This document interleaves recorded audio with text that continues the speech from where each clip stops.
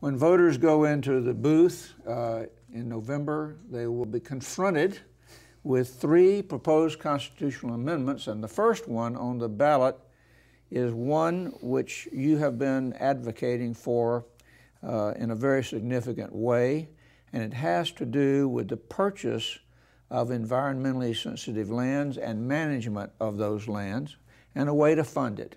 Can you put into a summary what that amendment provides for?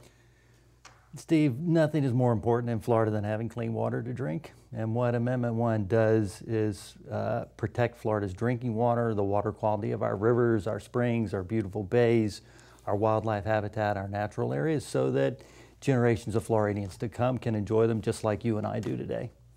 So one of the things that this really does do to make that happen is it finds a funding source for this effort and kind of dedicates it over 20 years. Is that correct? That's absolutely correct, And Steve. what is that funding source?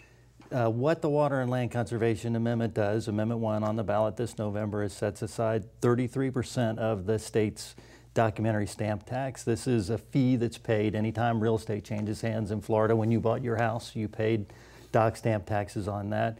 We're setting aside a percentage of that, 33%, for the next 20 years to help guarantee that our state will have clean sources of drinking water, protected rivers, lakes, and bays, protected wildlife habitat, the wonderful amenities that make Florida a wonderful place to live and give us such a great quality of life here.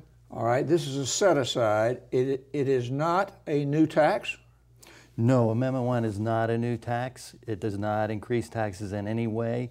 This is the existing documentary stamp tax that's been used really going back to the 60s for water and land conservation in Florida.